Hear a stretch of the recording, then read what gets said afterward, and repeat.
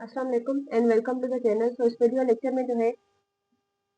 हम करेंगे heat equation with Neumann boundary conditions. Section number 12.3 है और साथ ही जो है एक्सरसाइज से क्वेश्चन नंबर 3 और 4 क्वेश्चन को भी देखेंगे। तो हमारे पास ये जो इक्वेशन है इसको हम बोलते हैं हीट इक्वेशन, और यहाँ पे ये जो कंडीशंस है ये डेरिवेटिव्स में है। यहाँ पे ये जो एक्स आपको नजर आ रहा है ये डेरिवेटिव को शो करता है।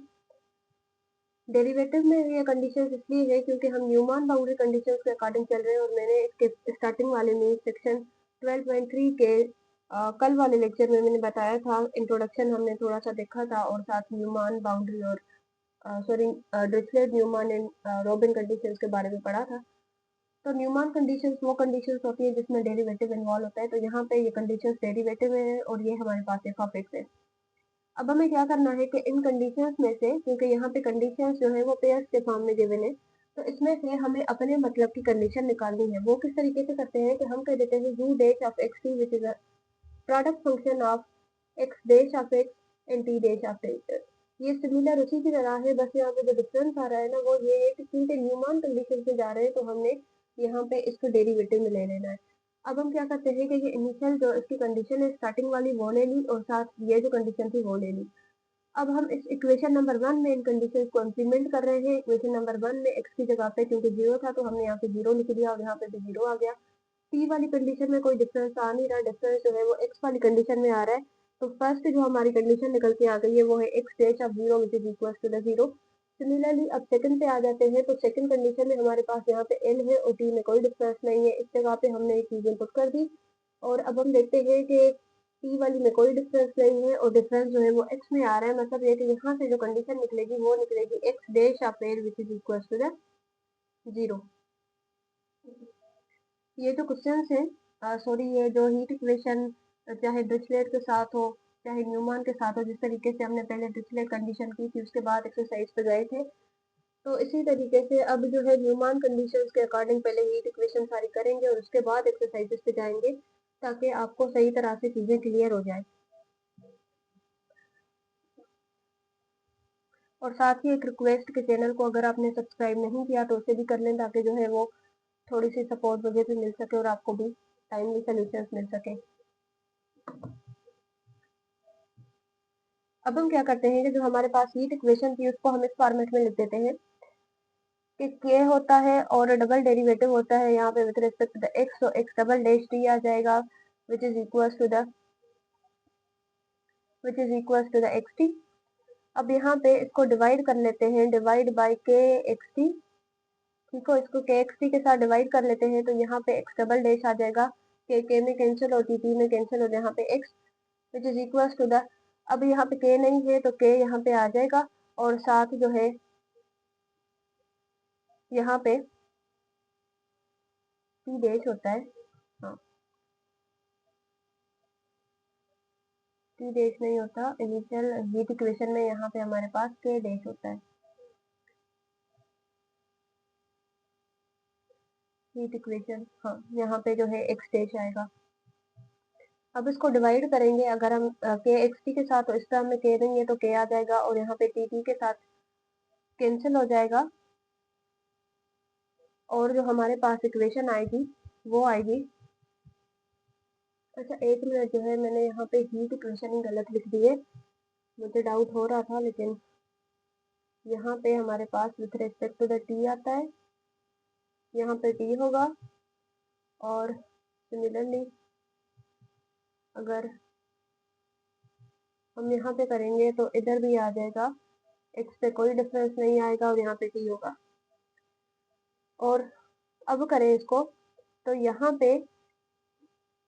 एक्स एक्स में कैंसिल हो जाएगा और हमारे पास यहाँ पे आ जाएगा टी डैश ओवर टी। ठीक है, और साथ ही स्टेप्स में नहीं बढ़ाती,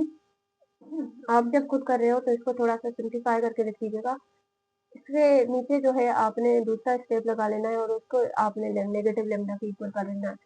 तो यहाँ पे ये हो जाएगा, इसको इक्वेट करेंगे जब हम तो यहाँ पे आ जाएगा X double dash over X which is equal to the negative lambda. Similarly यहाँ पे अगर हम इसको करेंगे तो यहाँ पे है T dash over T K which is equal to the negative lambda. इसको जब हम सॉल्व करेंगे तो यहाँ पे आ जाएगा एक्स डबल डैश ये उस साइड पे जाके पॉजिटिव हो जाएगा, X T which is equal to the zero, और ये है इक्वेशन नंबर 1। सिमिलरली यहाँ पे करेंगे तो ये हो जाएगा T dash plus lambda K T which is equal to the zero, और इसको कहते हैं कि ये है इक्वेशन नंबर 2। अब हमने केसेस डिफाइन कर लेने हैं। केस नंबर फर्स्ट हम ले लेते हैं, केस नंबर 1। वो हमारे पास होता है if lambda which is equal to the zero, अगर लेमडा जीरो के इक्वल है, means equation number 1 implies x double dash plus zero आ जाएगा which is equal to the zero. अब अगर इसको सॉल्व करेंगे तो ये आ जाएगा x of x which is equal to the a x plus b. ये चीजें बहुत बार समझा चुकी हूँ, तो अब आपको ये सारी सिंपल इंटीग्रेशन तो आती होगी। उसके बाद इसको अगर हम देखते हैं तो यहाँ पे ये वाला टर्म जीरो की वजह से कैंसिल हो जाएगा, पूरा जीरो हो जाएगा, और यहाँ पे आ जाएगा T dash which is equal to the zero. इसकी इंटीग्रेशन करेंगे तो X of T which is equal to the, हम सी ले लेते हैं। अब जो है कंडीशन जो हमारे पास गिवन की कंडीशन क्या थी कि X of zero which is equal to the zero, और है हमारे पास साथ X dash of L which is equal to the zero. Means condition जो है वो डेरिवेटिव में आ रही है और सारी की सारी कंडीशन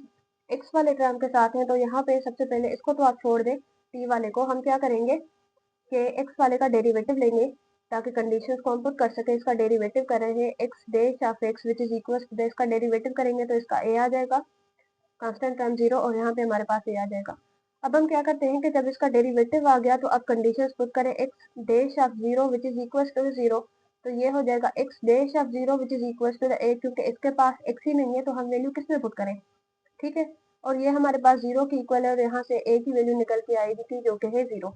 सिमिलरली अब हम क्या करते हैं कि इसमें दूसरी कंडीशन पुट करते हैं, ठीक है। इसमें दूसरी कंडीशन पुट करते हैं तो दूसरी कंडीशन पे जाएंगे तो वो हमारे पास है x dash of L which is equal to the zero, और यहाँ पे अभी भी वही चीज आएगी कि हम कह देते हैं, कहाँ गया, हाँ ये वाली, इसमें हम लिखते हैं X dash of L which is equal to the A, और यहाँ पे ये जो हमारे पास है ये जीरो के इक्वल, और यहाँ पे अगेन हमारे पास आ जाएगा a is equal to the zero, क्योंकि एक्स तो है नहीं तो एल हम किस में पुट करें। तो कंडीशन हमारे पास क्या आ रही है कि एक्स जीरो हो रहा है यहाँ पे, ठीक है, एक्स जीरो हो रहा है, एक्स जीरो होगा तो ये पूरा ए वाला टर्म जीरो हो जाएगा और यहाँ से सिर्फ हमें बी की वैल्यू आएगी। मीन्स कि जो एक्स आ गया X of x which is equal to the B, ये एक्स की वैल्यू निकल के आ गई और ये थी हमारे पास टी की वैल्यू। तो अब हम क्या करते हैं कि इनको लिख लेते हैं इस तरीके से, that so u which is a function of x and t, x dash of x and t dash of t which is equals to the u which is a function, एक मिनट इसको जो है यहाँ पे नीचे कर लें ताकि आपको भी कंफ्यूजन ना हो। यहाँ पे हम लिख देते हैं कि u which is a function of x and t, x of x which is equals to the t of t,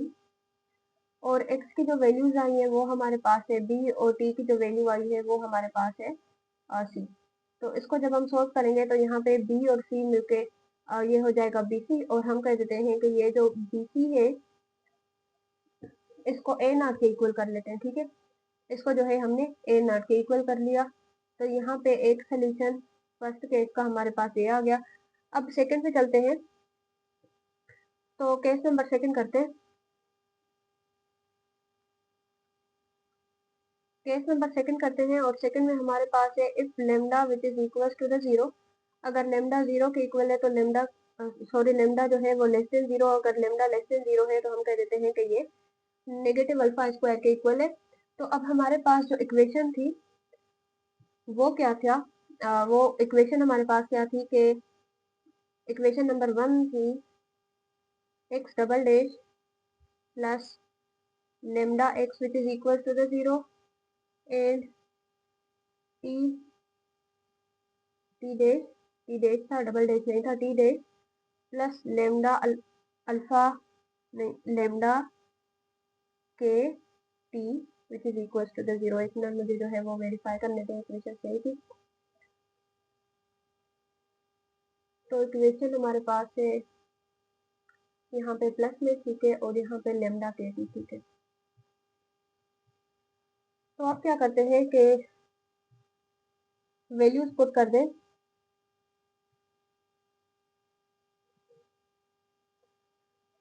ये जो हमारे पास है एक्स डबल डैश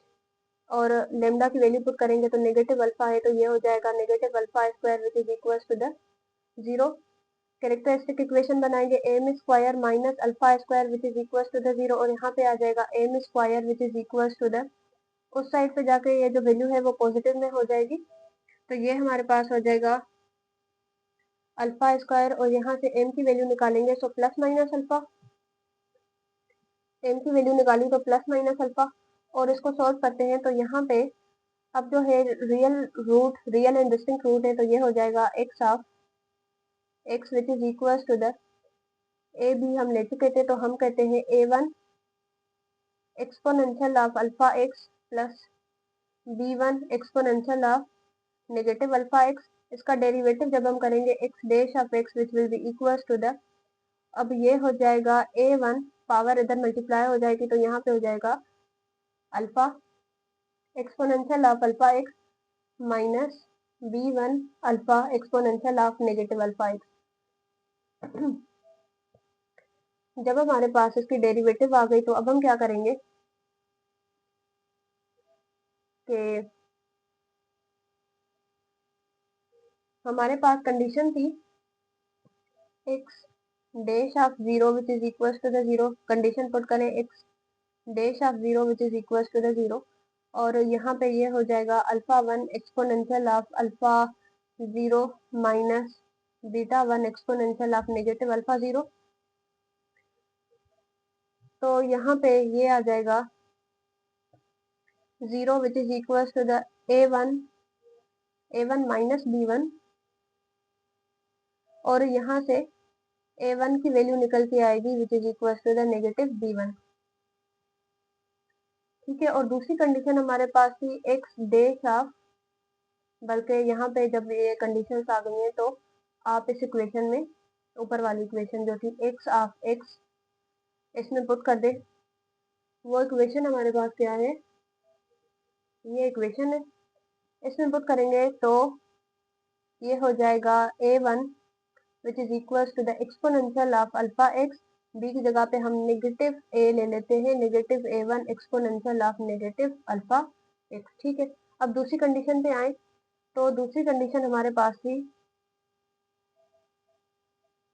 दूसरी कंडीशन हमारे पास है x dash of L which is equal to the 0, और ये हो जाएगा x dash of L which is equal to the,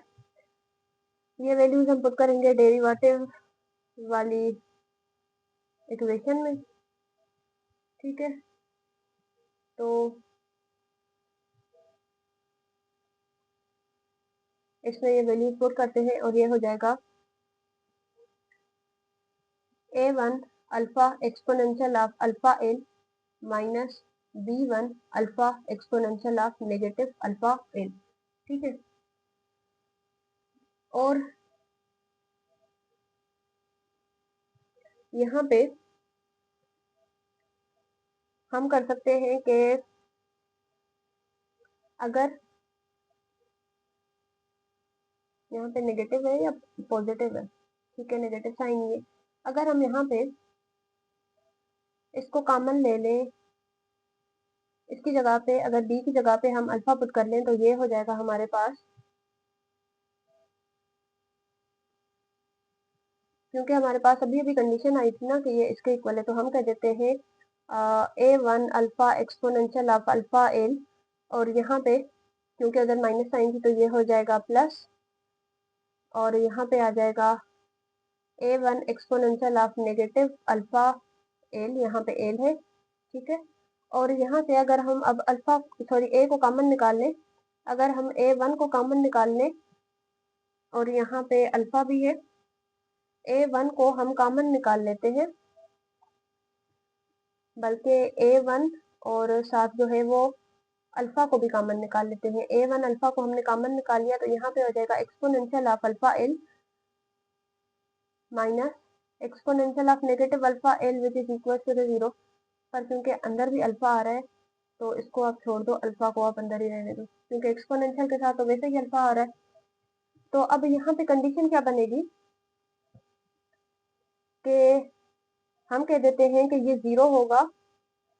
अगर हमारे पास a1 जीरो है या ये एक्सपोनेंशियल वाला टर्म जीरो है। अब वही कंडीशन, वही जो है रीजन कि एक्सपोनेंशियल कभी भी जीरो नहीं होता, एक्सपोनेंशियल की पावर जीरो भी 1 के इक्वल होता है ये। तो यहाँ पे ये एक्सपोनेंशियल तो जीरो हो नहीं सकता, मीन्स के alpha exponential of alpha l minus alpha exponential of negative alpha L can not be zero. तो हम कह देते हैं कि ये जो हमारे पास a1 है ये जीरो के इक्वल है। और ऊपर हमने कंडीशन करी थी, उसमें क्या था कि a जो है वो नेगेटिव b के इक्वल है। अगर ये इसके इक्वल है तो इसका मतलब ये है कि a भी जीरो है, क्योंकि a जीरो आ गया तो b भी जीरो हो जाएगा। और अगर ये दोनों ही जीरो आ गए हैं तो ये ट्रिवियल केस बन जाएगा। तो इसको मैं मजीद सोल्व नहीं करूंगी, आपने जो है खुद ही इसको कर लेना है, क्योंकि हम न्यूमान सॉरी जो ड्रिचलेट वाली कंडीशन थी उसमें ये सारी चीजें डिटेल में कर चुके हैं। तो अब कोई डिफरेंस नहीं है, अब आप यहाँ पे लिख दोगे क्योंकि a जीरो है तो ऊपर वाली कंडीशन को हम लेके चलते हैं और उसके अकॉर्डिंग जो है b भी जीरो हो जाएगा और a और b दोनों जीरो आ गए। तो ये जो यहाँ पे हमने इक्वेशन ली थी ना, ये जो इक्वेशन, ये वाली जो इक्वेशन है ये पूरी जीरो हो जाएगी। और t को भी उसी के करस्पॉन्ड आप सोल्व कर लोगे, या बल्कि बेहतर है कि जो इसका थर्ड केस हम करेंगे जो कि नॉन ट्रिवियल केस हमें बनाना होगा, उसमें यही है, सिर्फ साइन का डिफरेंस होगा। तो उसका सोल्यूशन और उसके सोल्यूशन को देखने के बाद आप जो है इसको थोड़ा सा सिंप्लीफाई करके लिख दीजिएगा। तो समरी ये है कि इसका जो सोल्यूशन है वो भी ट्रिवियल बनेगा, ये ट्रिवियल केस ही बनेगा हमारे पास। उसके बाद करते हैं इसका केस नंबर 3। और केस नंबर 3 जो है, जिस तरीके से हमने डिरिचलेट में किया था कि हमें कोशिश करनी है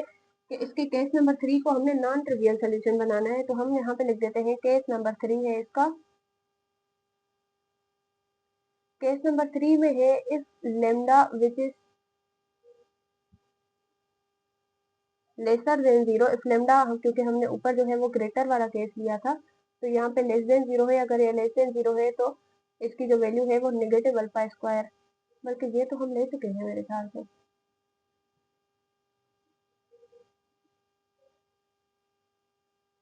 ये केस हम ले चुके हैं। हमने जो है वो पॉजिटिव वाला केस लेना है अब। तो यहाँ पे कर देते हैं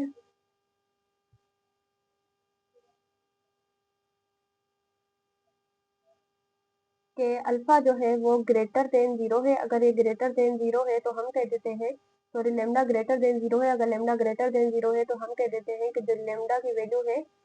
वो अल्फा स्क्वायर है। और इसको सॉल्व करते हैं। तो यहाँ पे अब हमारे पास ये है एक्स डबल डैश में डायरेक्ट पुट कर लेती हूँ। यहाँ पे हमारे पास था प्लस लेमडा एक्स, तो ये हो जाएगा plus alpha square x which is equal to the zero. और दूसरे केस में था टी डैश, तो ये टी डैश तो एज इट इज आ जाएगा टी डैश। और यहाँ पे था माइनस लेमडा के टी, तो यहाँ पे हो जाएगा प्लस, यहाँ पे प्लस ही था तो प्लस अल्फा स्क्वायर और एक्स और साथ t which is equal to the zero. अब हम क्या करते हैं कि इसका सोल्यूशन करते हैं। कैरेक्टरिस्टिक इक्वेशन बनाएंगे तो वो बनेगी m square plus alpha square which is equal to the zero. और यहाँ से m square which is equal to the negative alpha square, m will be equal to the plus minus alpha iota. ठीक है, m will be equal to the plus minus alpha iota. और यहाँ से अब क्योंकि इसके कॉम्प्लेक्स रूट्स बन रहे हैं तो एक्स हमारे पास बनेगा, इसका रियल पार्ट है नहीं तो एक्सपोनेंशियल जीरो हो जाएगा और ये हो जाएगा a cos alpha x plus b sine alpha x. ठीक है, तो क्योंकि हमारे पास कंडीशंस जो है वो डेरिवेटिव में है तो इसका डेरिवेटिव कर लेते हैं। इसका डेरिवेटिव करेंगे तो वो हमारे पास आ जाएगा, साइन का डेरिवेटिव होता है नेगेटिव कॉस, तो ये हो जाएगा नेगेटिव ए अल्फा, क्योंकि एंगल मल्टीप्लाई हो जाती है। और यहाँ पे आ जाएगी साइन साइन अल्फा एक्स। और यहाँ पे साइन की डेरिवेटिव होती है हमारे पास कॉस, तो ये हो जाएगा plus b alpha cos alpha x. तो अब हम क्या करते हैं कि इसमें कंडीशंस को पुट कर लेते हैं। स्टार्टिंग में जो फर्स्ट कंडीशन हमारे पास थी वो है x dash of zero which is equal to the zero. इसको पुट करें तो ये हो जाएगा x dash of zero which is equal to the negative ये हमारे पास है negative a alpha sine alpha 0 plus b alpha cos alpha 0। तो साइन 0 तो 0 होता है और जो कॉस 0 है वो हमारे पास 1 होता है, तो ये हो जाएगा 0 will be equal to the sine वाला टर्म जो है वो पूरा 0 बन जाएगा, ये वाला टर्म तो पूरा ही 0 बन जाएगा और यहाँ पे आ जाएगा बी अल्फा क्योंकि कॉस 0 1 होता है। और यहाँ से हम कह देते हैं ये अभी भी उसी टाइप का फंक्शन है कि या तो बी 0 है या अल्फा 0 है। तो क्योंकि हमें अब जो है वो नॉन ट्रिवियल सोल्यूशन चाहिए, तो हम कह देते हैं कि यहाँ पे ये जो अल्फा है, क्योंकि अल्फा हमने पॉजिटिव लिया था ऊपर केस में ही हम ले चुके हैं कि अल्फा हम पॉजिटिव ले रहे हैं और अल्फा जो है वो ग्रेटर देन 0 है, तो हम कह देते हैं कि क्योंकि हमने केस में ही ले लिया था तो अल्फा तो 0 हो नहीं सकता, तो हम बीटा को 0 कर ले सॉरी बी को 0 कर लेते हैं। और ये अगर बी 0 आ गया तो इसका मतलब क्या है कि अब जो हमारे पास ऊपर कंडीशन थी x of x which is equal to the ये वाली कंडीशन, ये जो हमारे पास केस बना था, तो यहाँ पे अगर बीटा 0 सॉरी बी 0 हो गया तो अब यहाँ पे ये क्या बन जाएगा, ये यहाँ पे हमारे पास बन जाएगा ए कॉस अल्फा एक्स। ठीक है, तो अब हम क्या करेंगे कि इसमें दूसरी कंडीशन जो हमारे पास थी x dash of L which is equal to the 0 इसको पुट करेंगे, तो ये हमारे पास बन जाएगा एक्स डैश ऑफ एक्स क्योंकि बीटा 0 है तो इस वाली कंडीशन में भी ये वाला टर्म 0 हो जाएगा, यहाँ पे आ जाएगा negative alpha sine alpha x. ठीक है, negative alpha sine alpha x. और इसमें अब हम इसमें अब हमने पुट कर देनी है इसकी कंडीशन, तो यहाँ पे इसको हम पुट कर लेते हैं और हम कहते हैं कि x dash of L which is equal to the negative a alpha sine alpha l 0 will be equals to the negative a alpha sin alpha L. और अगर हम देखते हैं तो वही वाली चीज बन रही है कि यहाँ पे ये हमारे पास है एक ए है और दूसरा अल्फा साइन अल्फा एल। ठीक है, तो हम यहाँ पे कह देते हैं कि क्योंकि ऊपर ही हम बी 0 ले चुके हैं, ठीक है, ऊपर ही हम बी 0 ले चुके हैं, तो अगर हमें नॉन ट्रिवियल सोल्यूशन चाहिए तो हम ए को तो 0 बना ही नहीं सकते, हमारे पास कोई चांस ही नहीं बचता। अगर ए को भी हमने 0 कर लिया तो वापस से हमारे पास ट्रिवियल सोल्यूशन आ जाएगा। तो यहाँ पे कह देते हैं कि ये जो हमारे पास नेगेटिव अल्फा एल है ये 0 नहीं बन सकता, ये नेगेटिव ए जो है ये 0 नहीं बन सकता। देन ये जो साइन वाला टर्म है साइन अल्फा एल इसको हम 0 कह देते हैं, और अगर हम इसको 0 कहेंगे तो यहाँ पे sine inverse of alpha l, sine को हमने इस साइड पे ले लिया और ये alpha l sine inverse negative sine inverse n pi के इक्वल होता है और ये अल्फा एल। और यहाँ से अगर हम अल्फा की वैल्यू निकालेंगे तो वो हो जाएगी n pi over l which is equal to the alpha. अब जब अल्फा की वैल्यू आ गई है तो आपने फाइनल जो हमारे पास एक्स की वैल्यू आएगी उसको लिखेंगे x of x which is equal to the ए, क्योंकि बी तो 0 था, ए कॉस अल्फा एक्स था तो यहाँ पे आ जाएगा n pi over n into x, और क्योंकि बी 0 था तो यहाँ पे ये वाला जो टर्म है ये 0 हो जाएगा। X of x will be equal to the a cos n pi over n into x. ठीक है, ये एक्स में इसकी वैल्यूज आ गई। अब हमें इसको सोल्व करना है टी के करेस्पॉन्ड, तो जब हम इसको सोल्व करेंगे तो यहाँ पे आ जाएगा T dash which is equal to the, बल्कि इधर ही आप इसको जो है वो टी के साथ डिवाइड कर लो, तो यहाँ पे करेंगे तो इसको टी के साथ डिवाइड कर लिया प्लस, और इसको टी के साथ डिवाइड करेंगे तो यहाँ पे आ जाएगा alpha x which is equal to the zero. अब इसको इस साइड पे शिफ्ट करें तो ये हो जाएगा T dash over t which is equal to the negative alpha square x. ठीक है, इसकी इंटीग्रेशन करते हैं तो ये हो जाएगा T dash over t d t which is equal to the negative alpha x, और यहाँ पे ये हो जाएगा डी टी। इसको सॉल्व करेंगे तो ये हमारे पास बनता है log of T which is equal to the negative alpha square x t plus C3 ले लेते हैं। कोएफिशिएंट सेम हो गए हैं इसमें क्योंकि हमने ऊपर भी जो है वो ए और बी लिया था फर्स्ट केस में, और यहाँ पे भी वही। तो आप जो है जब इसको कर रहे हो तो ये चीज़ें मैंने पहले भी बताई है कि अगर मैं जल्दी जल्दी में कोई कोएफिशिएंट वगैरह सेम कर लेती हूँ तो आप उनको डिफरेंट कर लिया करें। तो यहाँ पे इसको मैंने C3 ले लिया। एक्सपोनेंशियल फंक्शन एक्सपोनेंशियल लगाएंगे ताकि ये log कैंसिल हो जाए, तो यहाँ पे log कैंसिल हो जाएगा और t की वैल्यू हमारे पास निकल के आएगी, और यहाँ पे ये एक्सपोनेंशियल की पावर 3 आएगा तो हम इसको कह देते हैं कि ये जो है वो C4 के इक्वल है। ठीक है, ये जो है वो C4 के इक्वल है, और यहाँ पे exponential of negative alpha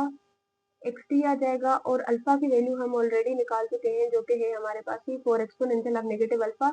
alpha की वैल्यू हमारे पास है n pi over n into x T. ठीक है, तो अब ये टी की वैल्यूज आ गई।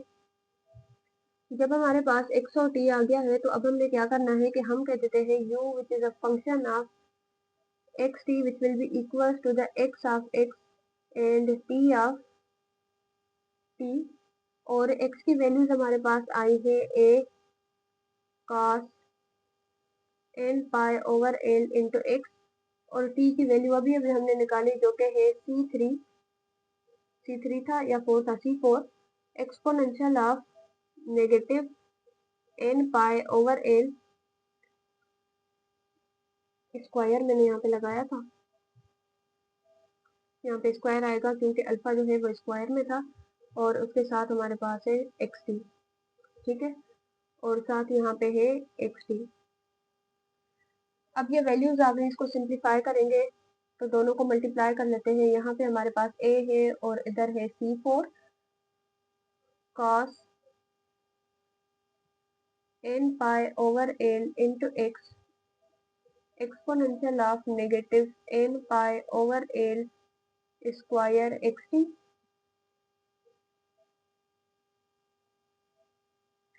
एक मिनट, ये जो हम एक्स टी लिख रहे हैं ये तीन में एक्स टी आया कहाँ से?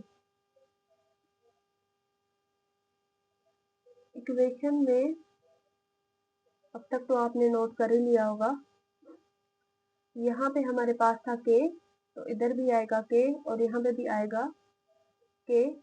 तो यहाँ पे भी के होगा और इधर भी हमारे पास के होगा, और अगर यहाँ पे के है तो यहाँ पे भी के होगा, क्योंकि टी वाले टर्म में तो एक्स होना नहीं चाहिए क्योंकि हम सेपरेशन कर चुके हैं ऑलरेडी। तो इधर भी होगा के टी। तो अब यहाँ पे भी हमारे पास बनेगा के टी के, और इधर भी होगा के टी। तो हम कह देते हैं कि ये वाले जो दोनों कांस्टेंट है ना, इसको मैं वैसे कर देती हूँ कि ये ए एन है, और यहाँ पे आ जाएगा cos n pi over n into x exponential of negative n pi over n square के टी। ठीक है, तो ये है अब ए एन की वैल्यू। अब हमने देखा कि स्टार्टिंग वाला जो इसका फर्स्ट केस था जिसमें हमने लेमडा की वैल्यू 0 ली थी, उसमें हमारे पास एक सोल्यूशन आया था और वो था ए नॉट, और सेकंड केस हमारे पास 0 बन गया, और थर्ड केस में फिर से हमारे पास जो है वो नॉन ट्रिवियल सोल्यूशन आया जो कि है अब ये वाली टर्म। तो हम लिखेंगे नाउ समीशन करते हैं, जितने भी ट्रिवियल सोल्यूशन थे सबकी समीशन करनी है, तो ये हो जाएगा u of x T x dash of t which is equals to the u dash of not xt plus u dash of n xt। ठीक है, तो अब यहाँ पे जीरो वाले केस में हमारे पास ए नॉट आया था सोल्यूशन, और इस वाले केस में हमारे पास आया था ये सोल्यूशन। तो सबकी समीशन कर रहे हैं। Summation n is equal to the 1 to infinity a n cos n pi over L into x exponential of negative n pi over L square के टी। इसको हम कह देते हैं कि ये है इक्वेशन नंबर 1। ठीक है, ये इक्वेशन नंबर 1 है। अब पिछले केस की तरह हमने क्या करना है कि इसको इंटीग्रेट कर देना है। यहाँ पे हम इसकी इंटीग्रेशन कर लेते हैं। एक और बात है, अगर मैं मेरे ख्याल से मैंने किया भी है कि ये जो टर्म्स है ना यहाँ पे u और x की, अगर मैंने, क्योंकि डिरिचलेट में कर रहे हैं, न्यूमान में कर रहे हैं, तो उसमें डेरिवेटिव आना है। अगर मैंने कहीं डेरिवेटिव नहीं लिखा था इनके ऊपर तो आप लगा दीजिएगा खुद ही। अब यहाँ पे इसकी इंटीग्रेशन कर रहे हैं इक्वेशन नंबर 1 की। इसकी इंटीग्रेशन करेंगे तो ये वाला जो टर्म है ये हमारे पास एफ ऑफ एक्स के इक्वल होता है। तो हम यहाँ पे लिख देते हैं integration from 0 to L f of x dx which is equals to the integration from 0 to L a naught dx plus summation n is equals to the 1 to infinity a n को भी बाहर लिख दे, और ये हो जाएगा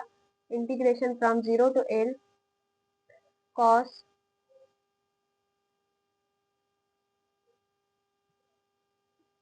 इसके एक स्टेप मैंने मिस कर लिया है, ये इस तरीके से नहीं होगा। ये हमारे पास u ऑफ एक्स टी आ गया, और ये इसके वैल्यूज आ गए, और ये एफ ऑफ एक्स के 0 नहीं होता। इसमें हम अब करेंगे यहाँ पे इस स्टेप के बाद अब इसमें लिख दीजिएगा कि अब हम करेंगे u dash of,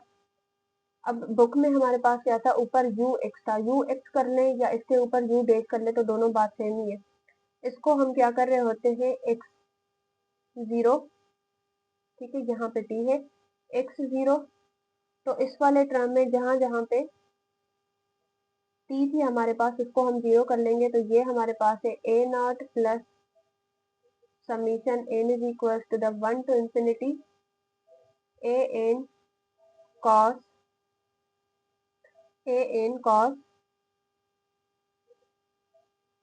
n pi over L into x exponential of negative n pi over L square के, और t की जगह पे हम लिख देंगे 0। अगर हम यहाँ पे t की जगह पे 0 पुट करेंगे तो ये पूरा एक्सपोनेंशियल वाला टर्म, एक्सपोनेंशियल 0 1 होता है, तो ये 1 हो जाएगा। u of x0 which is equal to the a naught summation n is equal to the 1 to infinity a n cos n pi over L into x exponential of negative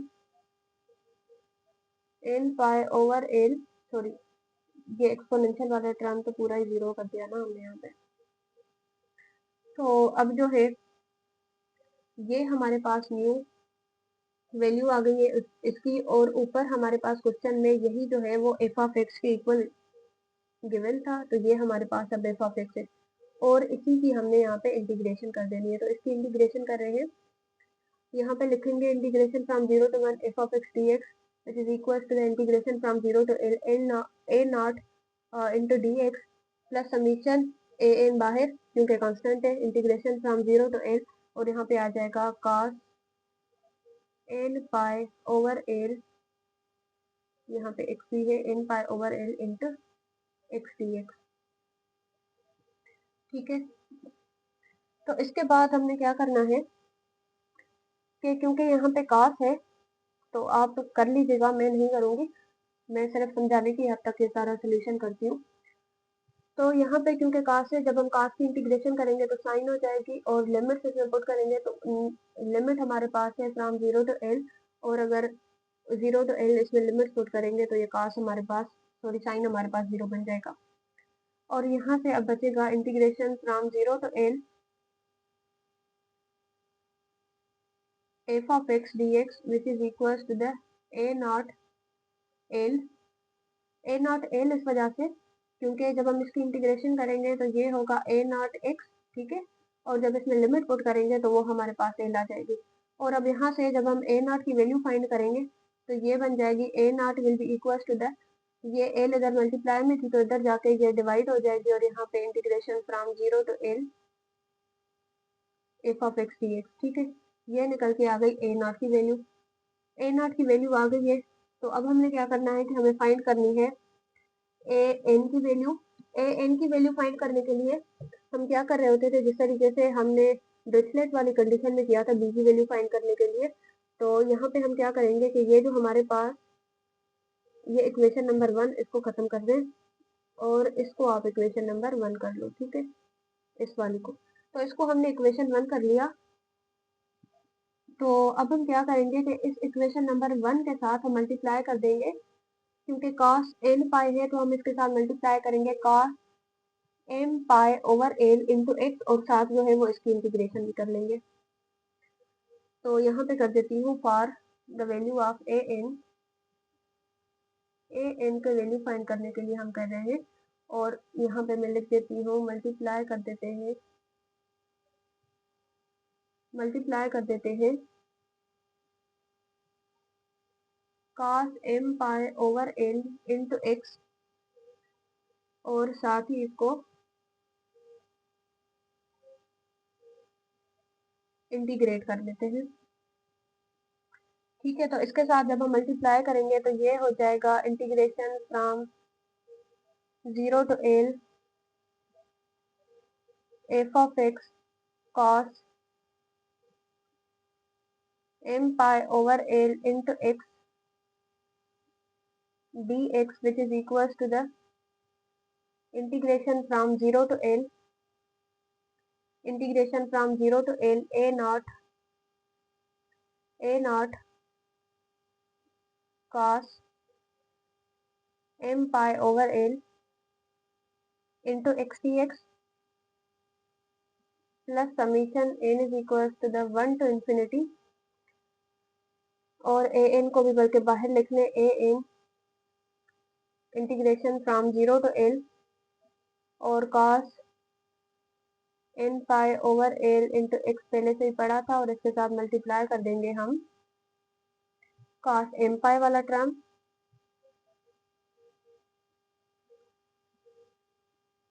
इसके साथ हम multiply करेंगे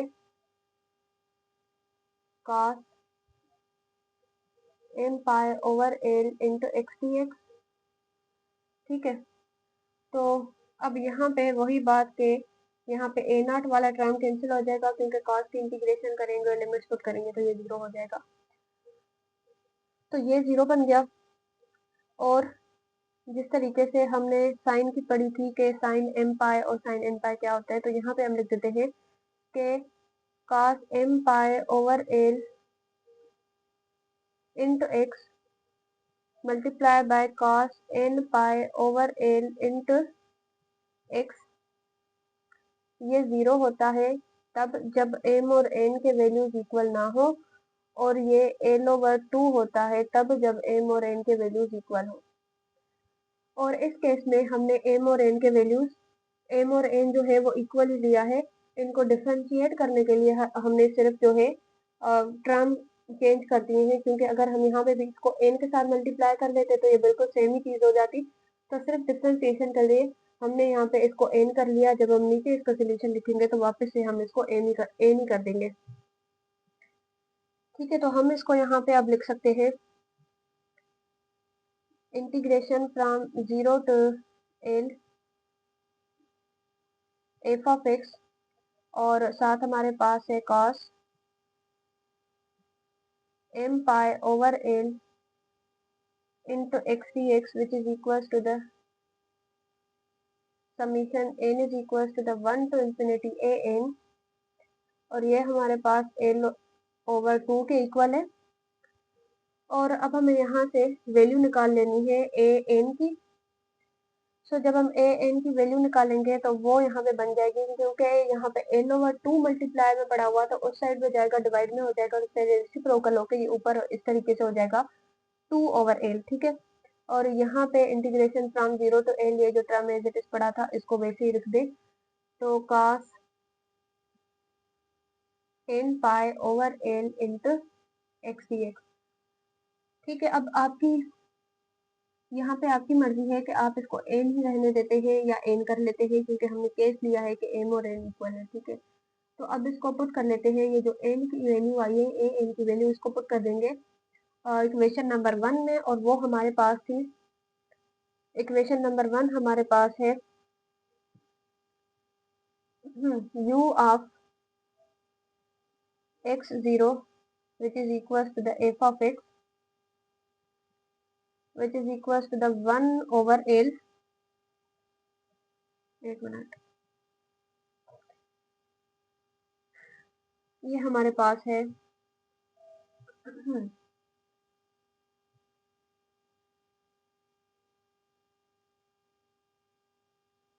हाँ, कहाँ गई equation number 1? यहाँ पे ये जो ए नॉट है ना, ए नॉट पे ए नॉट की वैल्यू लिखेंगे और ए एन पे ए एन की वैल्यू लिखेंगे। तो सबसे पहले हम यहाँ पे ए नॉट की वैल्यू लगा देते हैं, जो कि है 1 over l integration from 0 to l f of x d x, और यहाँ पे plus summation n is equal to the 1 to infinity, और ये हमारे पास है 2 over l integration from 0 to l f of x cos n pi over l into x d x, और यहाँ पे हमारे पास है cos n pi over l into x exponential of negative n pi over l square के t. ठीक है, तो ये इसका प्रूफ है, और डिरिचलेट कंडीशंस के अकॉर्डिंग, न्यूमैन कंडीशंस के अकॉर्डिंग हमारी हीट इक्वेशन प्रूफ हो गई है।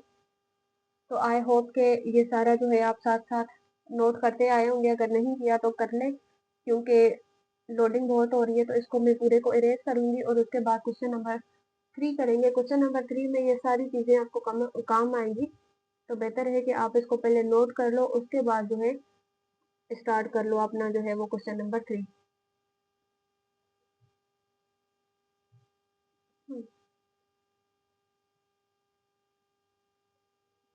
क्वेश्चन नंबर 3 जो हमारे पास है ना,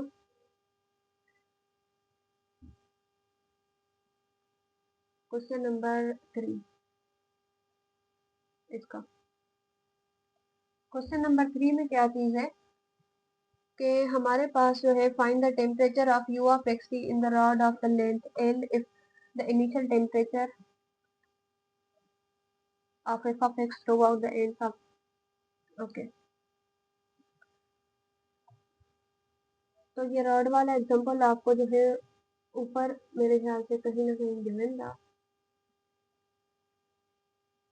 तो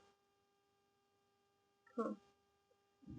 ये चीज़ें हमारे पास गिवन थी, ये वही रॉड वाला एग्जांपल है, हीट इक्वेशन हमने ली। ठीक है, हीट इक्वेशन ले ली है और उसके करेस्पॉन्ड यहाँ पे हमने कंडीशंस ले ली हैं। तो क्वेश्चन नंबर 3 और इसमें क्या डिफरेंस है कि यहाँ पे हमारे पास ये जो इनिशियल कंडीशंस है ना,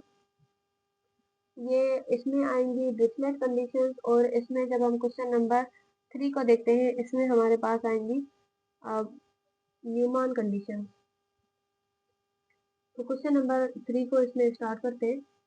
और इसका करते हैं सोल्यूशन। तो क्वेश्चन नंबर 3 है, बोला गया है कि एक रॉड है जिसकी लेंथ एल है, if the initial temperature f of x throughout and if the and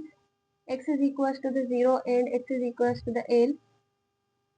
तो ये जो हमारे पास है ये इसमें इंसुलेटेड है, तो हम यहाँ पे स्टेटमेंट दे देते हैं दैट वी हैव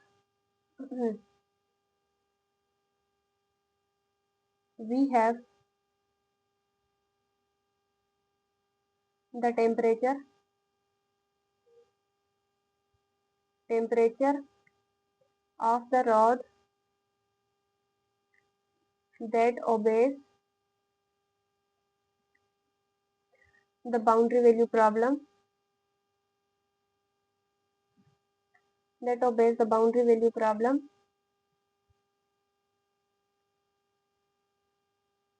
और वो जो प्रॉब्लम है वो हीट इक्वेशन का है। तो हीट इक्वेशन हमारे पास होती है कि डावा u ओवर डावा एक्स स्क्वायर डावा u ओवर डावा एक्स और लिमिट्स होंगी इसकी फ्रॉम 0 to l, जबकि ये जो हमारे पास t है वो ग्रेटर देन 0 होता है। और सिमिलरली इसमें जो कंडीशंस आएंगी, कंडीशंस हमारे पास बनेगी डावा u ओवर डावा x where x is equal to the 0। ठीक है, क्योंकि हमारे पास गिवन चीज की एंड 0 है which is equal to the 0 और ये जो t है ये ग्रेटर देन 0 है। सिमिलरली यहाँ पे डावा u ओवर डावा x डावा u ओवर डावा x और इसकी जो कंडीशंस है वो है from x is equal to the l और ये जो है वो इक्वल टू द 0 है and t is greater than 0। ठीक है, तो मैं थोड़ा सा आपको समझा दूं कि यहाँ पे ये जो सारा टर्म लिखा हुआ है इसका मतलब क्या है कि ये है u dash of 0t which is equal to the 0 और अभी अभी मैंने ये चीज आपको बताई कि यहाँ से इनिशियल कंडीशन क्या निकलेगी x dash of 0 which is equal to the 0। Similarly अगर हम इसको देखते हैं तो ये हमारे पास है u dash of l t which is equal to the 0 और यहाँ से इनिशियल कंडीशन हमारे पास क्या निकलेगी, ये हमारे पास होगा x dash of l boundary conditions और ये होगा इक्वल टू द 0। मीन्स के ये दो कंडीशंस हमारे पास निकलेंगी और यहाँ पे हमारे पास हीट इक्वेशन है। तो अभी जो हमने सारा प्रूफ किया था वो एज इट इज, कोई डिफरेंस नहीं है, वो एज इट इज प्रूफ आप यहाँ पे लगा दोगे तो वही इसका आंसर है। ठीक है, उसके बाद चलते हैं इसके क्वेश्चन नंबर 4 पे और क्वेश्चन नंबर 4 को करते हैं सॉल्व। ठीक है, तो इसका क्वेश्चन नंबर 4 करते हैं। अच्छा एक मिनट, मैं बताना भूल गई कि क्वेश्चन नंबर 3 में हम जो है यहाँ पे न्यूमैन कंडीशन इसलिए अप्लाई कर रहे हैं क्योंकि इंसुलेटेड कंडीशन हमारे पास गिवन है। यहाँ पे टर्म यूज है कि इंसुलेटेड एंड से इसकी इंसुलेटेड का मतलब क्या है कि इसमें जो है वो हीट फ्लो नहीं हो रही, सही है, नो हीट फ्लो है इसमें। तो नो हीट फ्लो को हम जो है मैथमेटिकली डेरिवेटिव लेते हैं, तो उस वजह से क्वेश्चन नंबर 3 जो है वो न्यूमैन कंडीशन में आ रहा है। तो उसके बाद करते हैं इसका क्वेश्चन नंबर 4 और क्वेश्चन नंबर 4 हमारे पास है सॉल्व करना है यही प्रॉब्लम नंबर 3 मीन्स के वही न्यूमैन कंडीशन हीट इक्वेशन, जबकि हमारे पास n की वैल्यू 2 गिवन है और f ऑफ x फंक्शन ये गिवन है। ठीक है, तो यहाँ पे अब इसका करते हैं सॉल्यूशन क्वेश्चन नंबर 4 का। क्वेश्चन मैं पूरा नहीं लिखूंगी, आप जो है वो लिख लें और मेरे सामने भी बुक ओपन है तो मैं वहां से देख रही हूँ और आप जो है क्वेश्चन नंबर 3 अपनी कॉपीज पे नोट करके बाद में सोल्यूशन को देखें। तो क्वेश्चन नंबर 3 में हमारे पास वही एक तो हीट इक्वेशन है और उसका सोल्यूशन करना है। हीट इक्वेशन में हमारे पास ए नॉट और ए एन होता था। ए नॉट की वैल्यू हमने फाइंड की जो कि है a not which is equal to the 1 over l integration from 0 to l f of x d x. ठीक है, और हमें यहाँ पे गिवन है कि ये जो l है इसकी वैल्यू है 2, तो ये हो जाएगा 1/2 और अगर फंक्शन को देखें तो उसमें है फंक्शन x होगा अगर के इसकी लिमिट है फ्रॉम 0 to 1 और हमें यहाँ पे 0 to 1 ही लेना है क्योंकि जो हमारे पास इंटीग्रेशन की लिमिट है वो 0 से l तक है, तो 0 से स्टार्ट हो रही है तो हमने स्टार्टिंग वाला ले लेना है। नीचे वाला भी लेंगे तो वो वैसे ही जो है पुट करने के बाद 0 हो जाएगा क्योंकि फंक्शन ही 0 है। तो ये हो जाएगा इंटीग्रेशन फ्रॉम 0 to 1, उसमें फंक्शन हमारे पास है x dx और ये हो जाएगा 1/2, इसकी इंटीग्रेशन करेंगे तो ये हो जाएगी x square limits from 0 to 1 और ये हो जाएगा 1/2 और ये हो जाएगा 1 - 0। तो यहाँ पे जो ए नॉट की वैल्यू आएगी वो आएगी a not will be equal to the 1/2। A not की वैल्यू 1/2 आ गई। उसके बाद हम करते हैं a n will be equal to the a n की वैल्यू हमारे पास थी 2/n limit from 0 to n, और ये हमारे पास है F of x cos n pi over n into x dx। So a n will be equals to the 2/n। n हमारे पास थी n हमारे पास क्या था, n हमारे पास 2 गिवन है, और इसकी लिमिट है फ्रॉम 0 to 1। लिमिट है इसकी फ्रॉम 0 to 1, और यहाँ पे आ जाएगा F of x, sorry F of x नहीं आएगा, यहाँ पे एक्स आ जाएगा, x cos n pi over n। अब n की जगह पे, एक मिनट, फंक्शन हमारे पास था ये, इसकी लिमिट है अगर के n 0 है और पीस वाइज फंक्शन गिवन है, मीन्स इसकी जो है वो टोटल लिमिट यहाँ पे दी हुई है। जिस तरीके से हम क्वेश्चन एक्सरसाइज 11 में करके आए हैं कि पीस वाइज फंक्शन में ये हमारे पास इसकी जो है वो क्या कहते हैं नेगेटिव p होता था, और ये हमारे पास p होता था। इसी को लेके, इसी कंडीशन को लेके यहाँ पे इसकी जो टोटल लेंथ है वो गिवन है, और अगर हम पीस वाइज फंक्शन के अकॉर्डिंग चलते हैं तो इस वाले फंक्शन में हमने इसकी n 1 ही लेनी है। सही है, तो यहाँ पे ये हो जाएगा फ्रॉम 0 to n, या मैं थोड़ा सा आपको इधर करके दिखा देती हूँ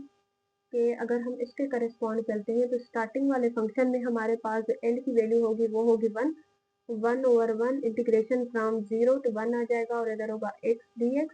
सिमिलरली सेकंड पे चलते हैं तो इसकी लिमिट हमारे पास बनेगी 1/2।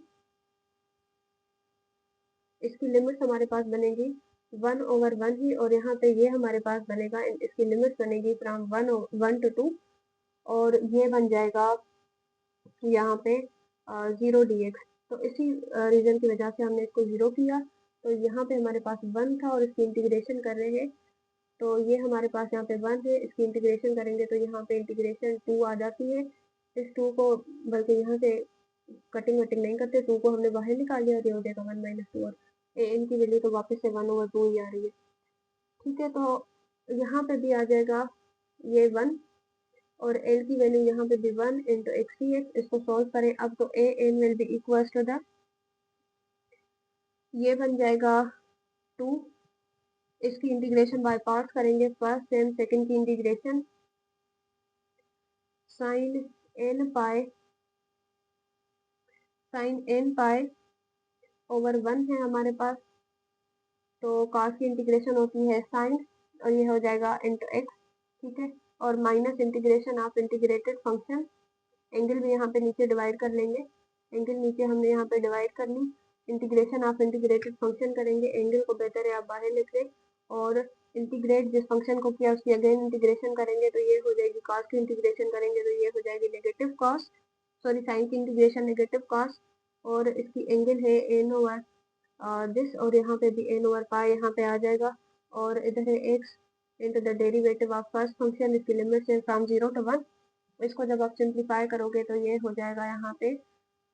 2/n पाई को हम बाहर लिख देते हैं, और यहाँ पे हमारे पास है x sine n pi into x, और इसकी लिमिट है from 0 to 1, minus into minus plus 1/n square pi square, और यहाँ पे ये हमारे पास हो जाएगा cos n pi into x, limits बनेगी इसकी फ्रॉम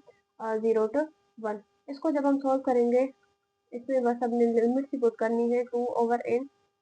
तो साइन n पाई तो वैसे ही 0 होता है, और ये हो जाएगा plus 1/n square pi square, और ये हमारे पास हो जाएगा cos n पाई, अपर लिमिट पुट करेंगे 1 माइनस लोअर लिमिट पुट करेंगे तो ये हमारे पास है cos n पाई 0। ठीक है, तो यहाँ पे ये हो जाएगा a n which will be equal to the 1/n square pi square, और cos n पाई जो है वो -1 की पावर n होता है, और ये है -1, ठीक है, -1 की पावर n और -1 इसको, और ये हमारे पास बल के निकल के आई है ए एन की वैल्यू जब हमने निकाल ली, तो अब हम क्या करेंगे कि एफ ऑफ एक्स जो हमारे पास फंक्शन था, f of x will be equal to the a not plus summation n is equal to the 1 to infinity, और ये हमारे पास है a n cos n pi over l into x exponential of negative n square pi square l square into k t. ठीक है, तो यहाँ पे ए नॉट की वैल्यू हमारे पास आई जो कि है 1/2 plus summation n is equal to the 1 to infinity a n की वैल्यू हमने निकाली -1 की power n -1 over n pi whole square into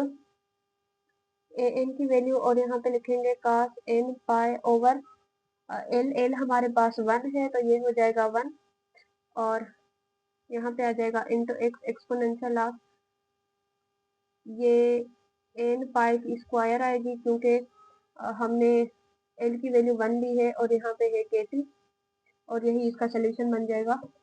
so I hope कि ये चीज़ें आपको अब क्लियर समझ आ गई होंगी। मेरे ख्याल से तो कोई भी गलती नहीं हुई है, जो थोड़ी बहुत हुई थी उनको मैंने बाद में जब जब मुझे लगा कि हमने ऊपर कुछ कर लिया है तो मैंने सेट कर लिया। बाकी अगर कोई मिस्टेक वगैरह हो तो उसे आप पॉइंट आउट कर लीजिएगा कमेंट पे, और मैं रिचेक कर लूँगी। सही है, तो thank you so much and अल्लाह हाफिज़।